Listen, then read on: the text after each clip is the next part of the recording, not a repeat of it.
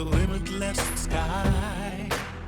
I am the inspiration that led success soar high. I will achieve, I will fly high. IDBI in SBI. I'm backed by the nation's trusted bank, SBI, the banker to every Indian. Hello and welcome to the Business Standard Banking Show. I'm Ishan Gera. In this episode, we will discuss the week's significant developments with a cover story highlighting Sebi's decision to reclassify the government's stake in IDBI to public holding. We have an interview lined up with HP Singh, MD and CEO of Satin Creditcare on post-COVID recovery. In our Banking for You section, experts explain the new infrastructure financing entity, the National Bank for Financing Infrastructure and Development, and why it was needed. And our banking expert Tamal Bandyopadhyay discusses the changing model of the State Bank of India, its reliance on technology, and its pivot to customer satisfaction. At the end of the episode, we shall discuss the results of the last week's poll and ask you the question for the next one. Earlier this week, the DIPAM secretary told Business Standard that the centre plans to fully exit IDBI Bank once it gets the upside value. In more good news for the stake sale, media reports suggested that Fairfax Group and Emirates will participate in the IDBI stake sale. But the interesting aspect was the reclassification of the government holding to public holding by Sebi to make it easier for the new owner of IDBI Bank to meet the market's minimum public shareholding norm. It is just a technicality, or does it set the template for further sales? We deep dive into the issue in our cover story this week.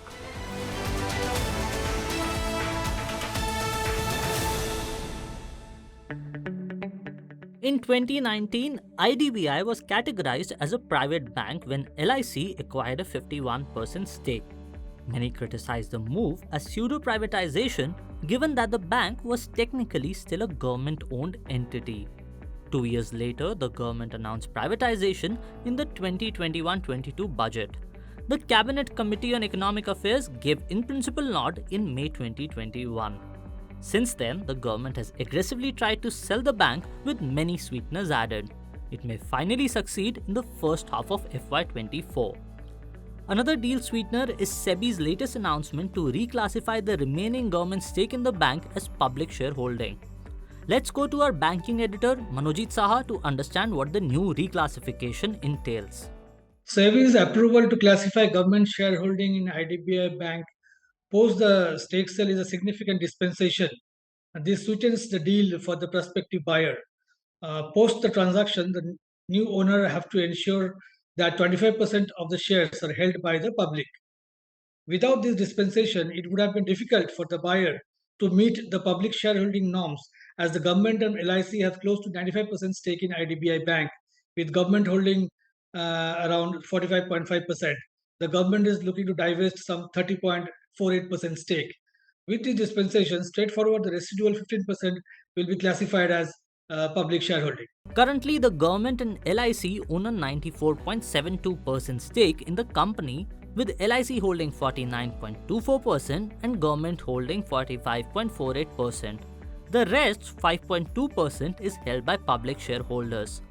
After a stake sale of 60.72%, each would be left with nearly 15% stake. Now, with the government's 15% stake being reclassified as public, the new owner of IDBI would find it easier to meet the minimum public shareholding norm of 25%. The combined public shareholding would be just above 20%, and 5% still would have to be met in due course. Even if the current buyer pays a 7 to 10% premium for purchase, given how banks have performed till now, a further public offering to offload a 5% stake would not be a loss-making decision. Besides, given that the government may not have any rights in such an arrangement is a further advantage. Manojit says the move bodes well for future sales as the government has set a template. We also talked to Madan Sabnavis, Chief Economist at Bank of Baroda, to understand how he sees this move. Because I think once we have a precedence of saying that this 25% public ownership need not necessarily hold for all the organizations, and we still have the government holding something in their hands, then it becomes easier for you to sell any particular organization, any particular PSU to a single party. So here we're talking of saying that if a single party is coming in and buying a particular company, we still need to have 25% which should be public. Now, if we are making a relaxation saying that if the government owns a certain part of it, that will be considered to be public, it becomes that much more easier for disinvestment to take place when we're looking at these kind of strategic sales of certain PSUs. Even if this does help in the sale of assets, there's another hurdle for the government to cross as far as bank privatization is concerned. IDBI was an easy sell. Others would require taking a parliamentary nod, which would be challenging as the general elections approach. The government has certainly changed the status quo with its move, but the road towards the privatization of more public sector banks is tricky as it goes through the parliament. While PSPs have performed really well over the last year, the performance of NBFCs has lagged. The microfinance industry is also on the path to recovery. Our banking editor Manojit Saha spoke to HP Singh, MD and CEO of Satin Creditcare, on post-COVID performance and the return to normal.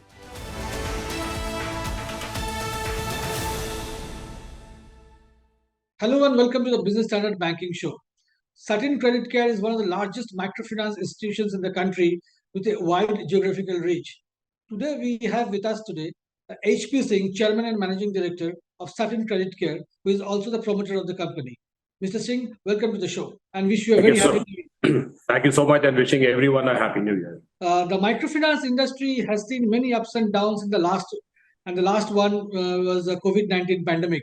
Do you think the sector has come out of it, or there are still some pains which are left?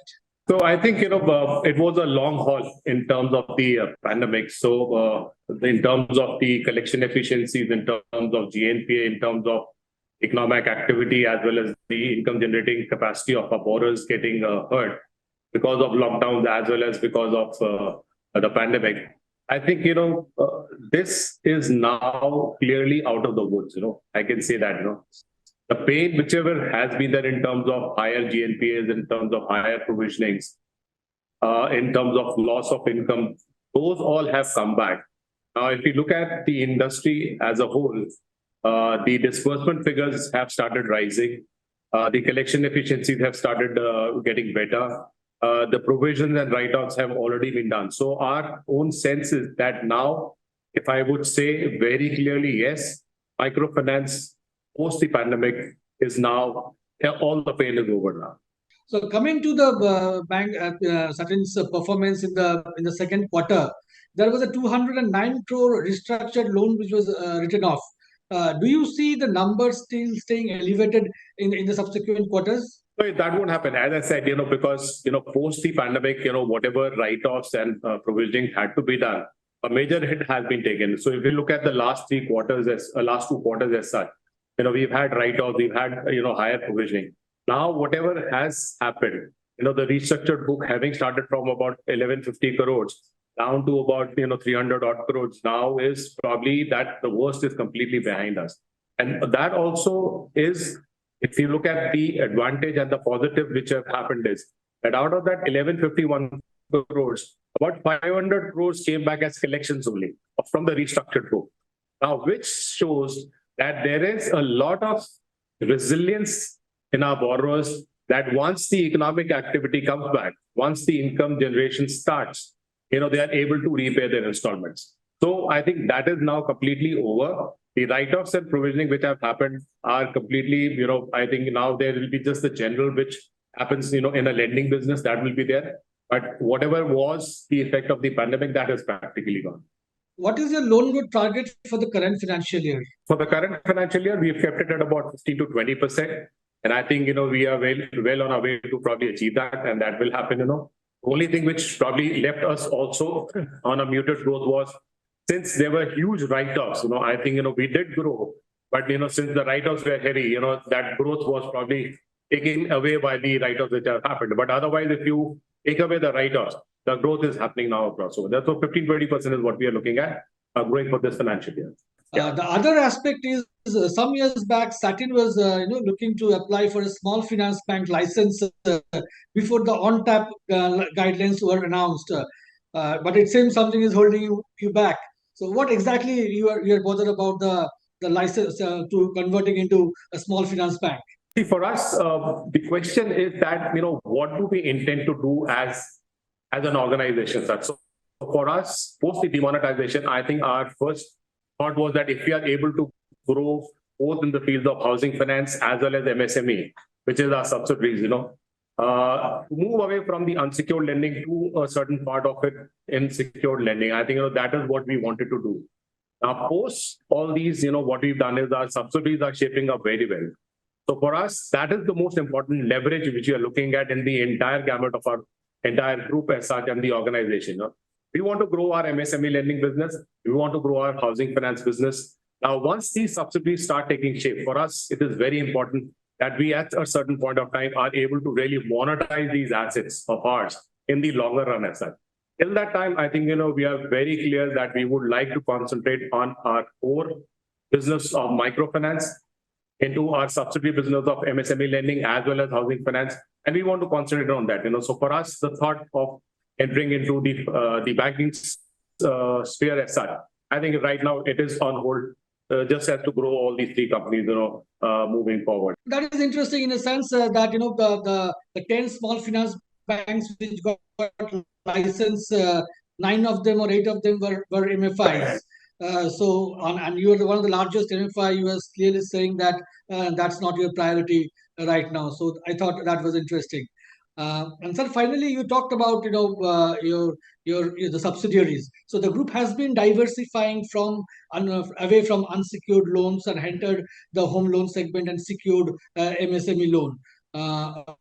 What is the share of the non-microfinance portfolio now, and where do you see it, say, by the end of say FY24? So the whole thought process behind us was that we've been able to do microfinance business for a very long period of time. And just to give you a genesis of Satin's earlier avatar, we were into the individual lending business in the retail segment, and that too again microfinance, to a lower level. So for us, this is something which we know very well. We wanted to try out and build up our capacity in terms of how we are able to look at MSME lending and how we are able to really bring ourselves to look at housing finance.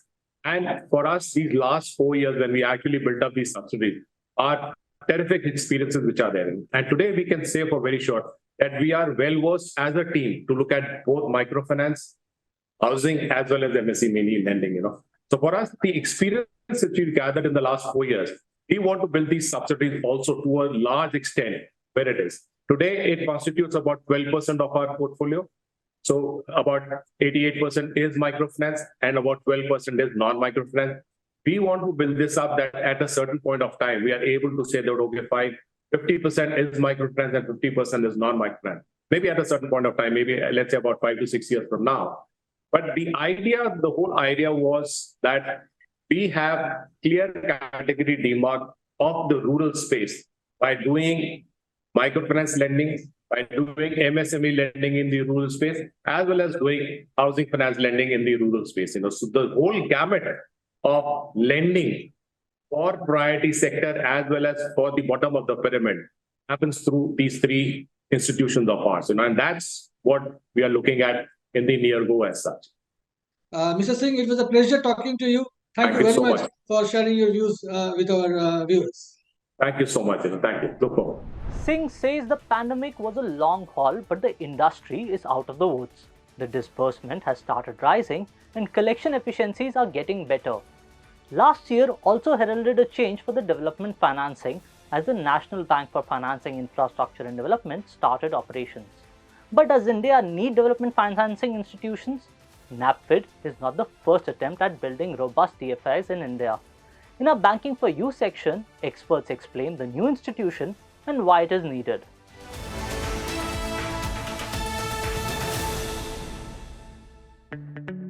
"17 years after the last Development Finance Institution, or DFI, IDBI Limited merged into its offspring IDBI Bank, comes the National Bank for Financing Infrastructure and Development, or NABFID. The new vehicle will supply long-term finance to sectors where commercial banks are not in a position to take on risks. This is mainly because banks are deposit-taking entities with tenures of up to 5 years typically. They run the risk of running asset liability mismatches when they take on exposure to long gestation projects. The two leading DFIs of the past, ICICI Limited, which merged into ICICI Bank in 2002, and IDBI Limited, opted to become banks because the business model was not viable anymore. And most of the banks today are primarily into retail and corporate lending of much shorter term duration. This created a vacuum. Which entity would finance infrastructure projects? Enter NABFID. NABFID may raise money in the form of loans and otherwise, both in rupees and foreign currencies, or secure money by issuing and selling various financial instruments, including bonds and debentures. NABFID may borrow money from central government, Reserve Bank of India, scheduled commercial banks, mutual funds, multilateral institutions such as the World Bank and Asian Development Bank. Sovereign support is on offer. The government will also provide grants worth 5,000 crore rupees to NABFID by the end of the first financial year and provide a guarantee at a concessional rate of up to 0.1% for borrowing from multilateral institutions, sovereign wealth funds, and other foreign funds. Cost towards insulation from fluctuations in foreign exchange may be reimbursed by the government in part or full. Upon request by NABFID, the government may guarantee the bonds, debentures, and loans issued by NABFID. The big positive is the prior sanction for investigation and prosecution. No investigation can be initiated against employees of NABFID without the prior sanction of 1. The central government in the case of the chairperson or other directors, and 2. The managing director in the case of other employees. Courts will also require prior sanction for taking cognizance of offences in matters involving employees of NABFID. What will be critical for the success of this new DFI is how it will straddle various components of the financial market: debt, equity, forex, and money markets, so that it can structure offerings to mitigate risk to itself and borrowers. This is easier said than done. Yet, another concern is the local market still has a long way to go. And then, of course, you have the perennial worries: ill-conceived projects, poor underwriting, and not to mention delays on the policy front. I am the blue of the limitless sky. I am the inspiration that led success soar high. I will achieve, I will fly high. IDBI in SBI. I'm backed by the nation's trusted bank, SBI, the banker to every Indian. The new vehicle will supply long-term finance to sectors where commercial banks are not in a position to take on risks, as they run the risk of running asset liability mismatches when they take on exposure to long gestation projects. But it is not like banks are sticking to their old models either. We chatted with our consulting editor Tamal Bandyopadhyay to understand how the country's largest lender, State Bank of India, is changing its approach and leveraging digital.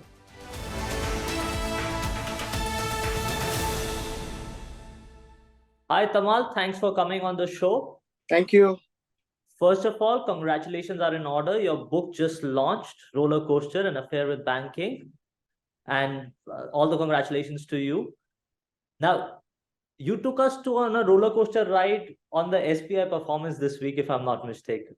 The column talked about how SBI has performed, how its performance has been.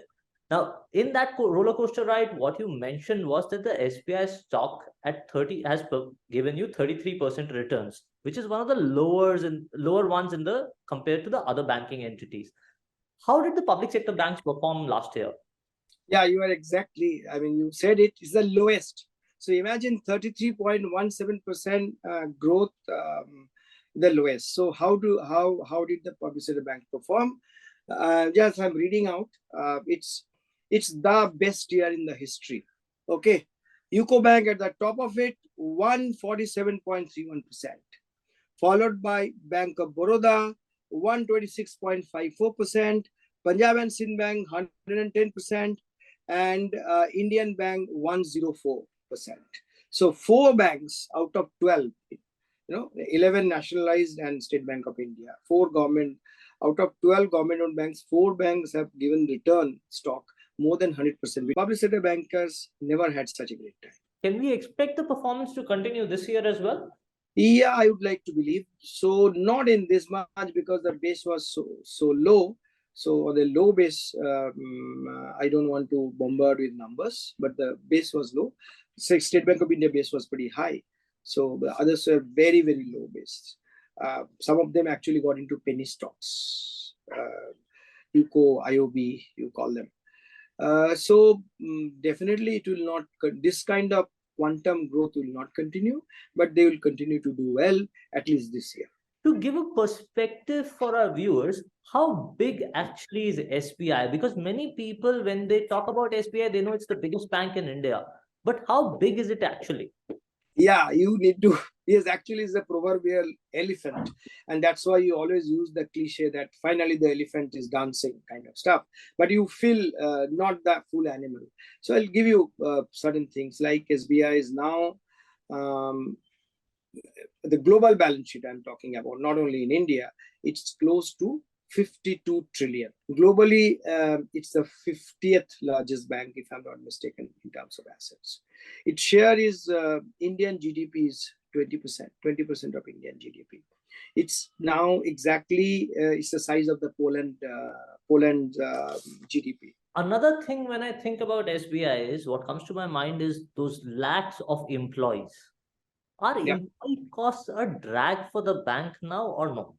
No, yes and no, because if you look at the SBI's massive branch network and the operational, yes, there is a huge number of employees, and you didn't mention the technicalities. The cost to income ratio is pretty high, not comparable with private sector peers, but not even some of the public sectors have lower cost. So I think as it get into more technology orientation, like right now we are talking about 97% of the transaction happening outside the branch network. 75% all transactions are digital. And the YONO, how is it doing? It's pretty good. It's a lifestyle app. It has 54 million customers. So not too many banks in India have 54 million customers. As it progresses on the path of digitization more and more, the number of employees will probably come down. What are the new areas SBI is getting into? You talk about technology inclusion, which is there, but there are certain new financing options that SBI is presenting. What are these? Yes, basically, as I mentioned, if you look at this, it's now the corporate credit. I'm talking about not the global book. If you look at the global book, then the corporate credit will be much higher. But if you look at the domestic book, corporate credit is now, I think, 36 and 64. That's the corporate retail. And the new areas they are getting into is this, for instance, the supply chain financing, cluster financing, etc. As you know, these are the buzzwords now in Indian banking. About 2 years back, people were not thinking on those because they were essentially doing balance sheet financing. But here you do cash flow based financing. Isn't there a risk to lending more to MSMEs, given that even RBI reports have flagged these loans repeatedly? Yes, absolutely. I think the bank is aware of that, and which is why bank has actually floated a sort of subsidiary, which they are not discussing about it. I understand that there's a issue with the trade unions, etc. They're not liking it, so they are calling it, which I also mentioned this. It's a sort of high tech or the new call centers. Even the focus is on the collection, more collection efficiency, which is why we have seen that SBI's net NPA now less than 1%. Unfortunately, customer is not the king when it comes to banking. Even the best of banks, they are giving great returns to the investors, and they are rock solid when it comes to resilience of the balance sheet. RBI is very happy, but customer service, no good. So it's good that State Bank of India is looking into it, and they have formed an agency which many other banks also does, which is called the net promoter score. The moment you have a transaction or get out of the banking or the bank branch, you have been asked, like airline people ask us, that how has been your experience? So it's finally SBI is doing it. It's good. Moving on to the last question and taking you away from the topic, with Sebi allowing the central government to classify its stake in IDBI Bank as public, what are the implications, and does it mean that the government has set the template for the future? No, it's just nothing but the technicality, right?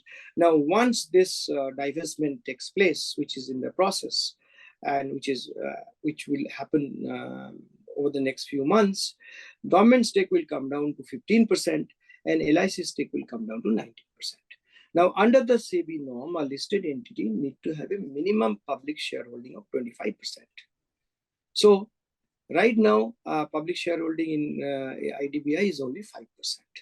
So, government 15% will be clubbed with this public shareholding, and it will be under the subject to certain norms to fulfill this minimum public shareholding. Thank you. Thanks a lot, Kamal, for being on the show. We hope to talk to you again next week and hope to discuss your book as well. Congratulations are in order once again. Thank you for coming on the show. Kamal highlights that the focus on customer satisfaction is a big thing, given that Indian banks across the board have had lousy customer service models. He also points to new financing models adopted by SBI but raises concern over its cost-to-income ratio. It is not just the largest lender looking to change its model. LIC is also experimenting with changes. Last week, we asked you whether LIC should diversify into other insurance models. 4 out of 5 people believe LIC should venture into non-life and health insurance businesses. This week, amidst all the buzz surrounding PSB divestment, we would like to know if the government should keep more than 2 to 3 PSBs. Our polls open on Friday, and you can respond on Twitter, Instagram, LinkedIn, Telegram, and our website. The government has been slow in its privatization drive till now, and with elections around the corner, it may not be too keen either. We'll be back next week with more news and analysis. Thank you for watching.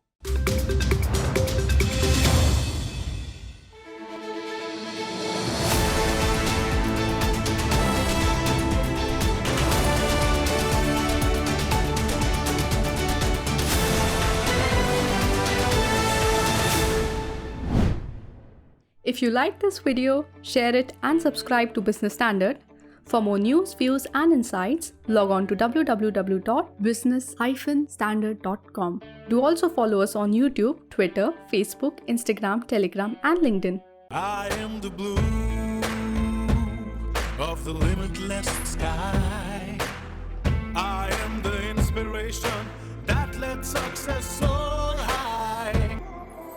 I will achieve, I will fly high. I am the I in SBI. I'm backed by the nation's trusted bank, SBI, the banker to every Indian.